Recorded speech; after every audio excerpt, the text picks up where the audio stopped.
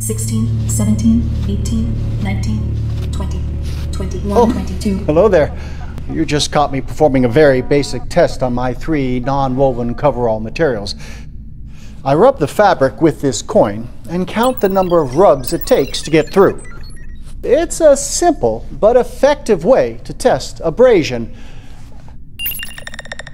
At first glance, microporous film is destroyed, but Tyvek and SMS seem to cope.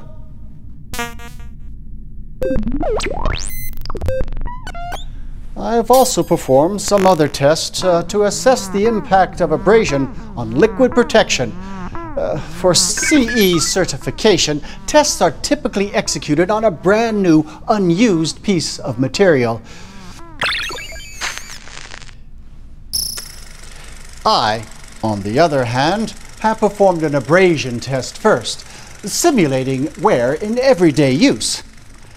After that, I put the different materials to different tests, one on liquid barrier and one on chemical barrier, both in accordance with European standards.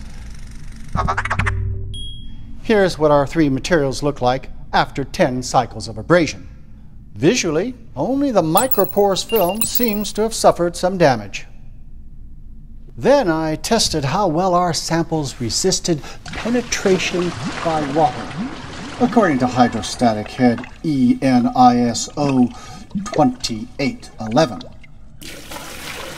Prior to the abrasion test, microporous film performs the best, but after just 10 cycles of abrasion, its performance takes a spectacular dive, while SMS is less affected and Tyvek continues to protect. This is perfectly logical when you know the structure of these materials, so I invite you to have a look at my research on that topic.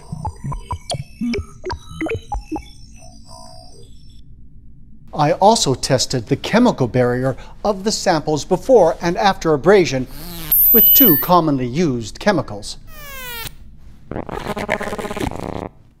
Tyvek outperforms microporous film and SMS by far.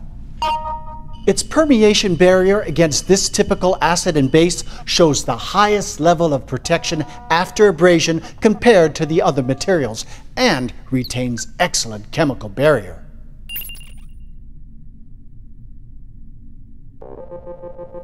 In conclusion,